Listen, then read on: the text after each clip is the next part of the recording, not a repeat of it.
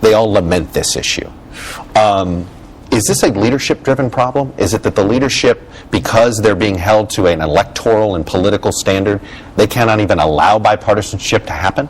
I don't think it's the personalities of the leaders, but I think you're onto something in the sense that the pressures on the leaders to be partisans first is very intense. I mean, it's Chuck Schumer's in a difficult place. Anytime he makes a move, in fact, at the beginning of this session, he talked about, we're going to try to work with the president when it's necessary and when we believe he's right.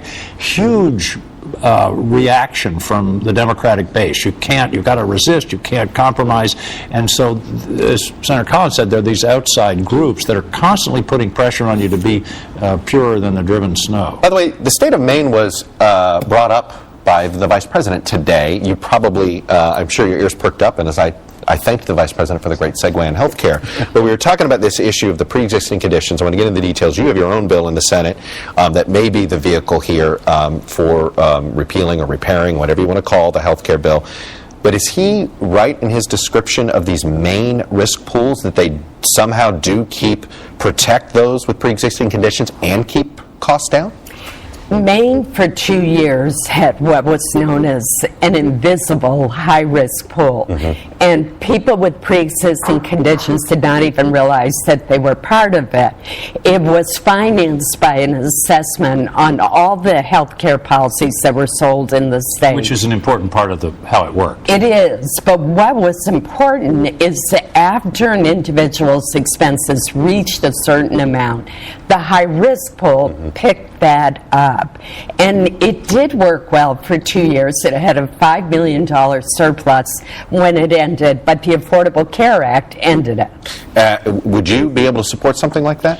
It's all in the details, because what's being proposed doesn't have the subsidy, for example, that made the Maine high-risk pool successful. And there are a lot of people in Maine that argue that it wasn't all that there were limitations, that a lot of the coverages were dropped, and that expenses for older people over 60, for example, went way up. So it's certainly, we got to look for what happened in the states. It's worth looking at, but I don't think it's a panacea, and I don't think it necessarily is an easy answer to the dilemma of pre-existing conditions. I can't let you go without asking about your governor, Paul LePage, and the similarities. He called himself Trump before Trump. What have the two of you learned from the fact that Paul LePage found success in the same state that elected, an independent and a very moderate Republican? And what have you learned from Trump that you think you both need to get better at? Well, President Trump spoke very clearly to those people in Maine, particularly in the northern part of the state, who had lost their jobs in part due to poorly negotiated trade agreements. And he's right about that. And if you're a displaced mill worker in Maine, you feel pretty left out. And he spoke to that group. He spoke compellingly to them. And I think that's something that we all need to do better on.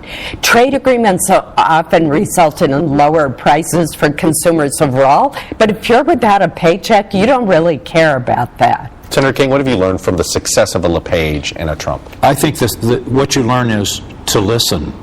And I remember, everybody thought Hillary was going to win in the day before, and I remember saying, if and when she wins, she's got to do some serious listening to the people who voted for Donald Trump. The same thing goes in Maine, it goes across the country. Now, turning that around, I was disappointed in the president's speech last night because he's still in campaign mode, talking strictly to his people. There are a lot of people who are disappointed or angry or whatever. They have reason too. I think we need a little quiet, what I call eloquent listening, in order to understand. People have, the people who voted for Trump and Paul LePage have absolutely legitimate concerns, and they need to be responded to. By the same token, people who are concerned about the Trump policies, they need to be listened to too. They have legitimate concerns. The country's divided in half. Senators King and Collins? This is great. Hopefully, your other colleagues will see, hey, maybe folks from both sides of the aisle should appear together. Thank you for doing this. I appreciate it. When we come back, how a tax break can wind up being a lot less than it seems. And later, the best moments from last night's White House Correspondents' Dinner from comedian Hasan Minhaj. No one wanted to do this, so of course it lands in the hands of an immigrant. It's how it always goes down. No one wanted this gig. No one.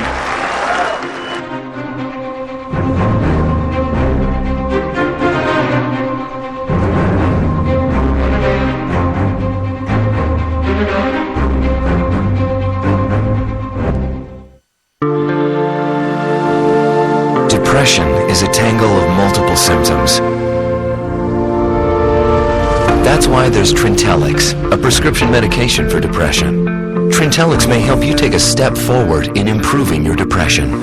Tell your healthcare professional right away if your depression worsens or you have unusual changes in mood, behavior, or thoughts of suicide. Antidepressants can increase these in children, teens, and young adults. Do not take with MAOIs. Tell your healthcare professional about your medications, including migraine, psychiatric, and depression medications, to avoid a potentially life-threatening condition. Increased risk of bleeding or bruising may occur, especially if taken with NSAID pain relievers, aspirin, or blood thinners. Manic episodes or vision problems may occur in some people. May cause low sodium levels. The most common side effects were nausea, constipation, and vomiting. Trintellix had no significant impact on weight in clinical trials. Ask your healthcare professional about Trintellix. Ray's always been different. Last year, he said he's going to dig a hole to China. AT&T is working with farmers to improve irrigation techniques. Remote moisture sensors use a reliable network to tell them when and where to water, so that farmers like Ray can compete in big ways. China. Oh, he got there. That's the power of and.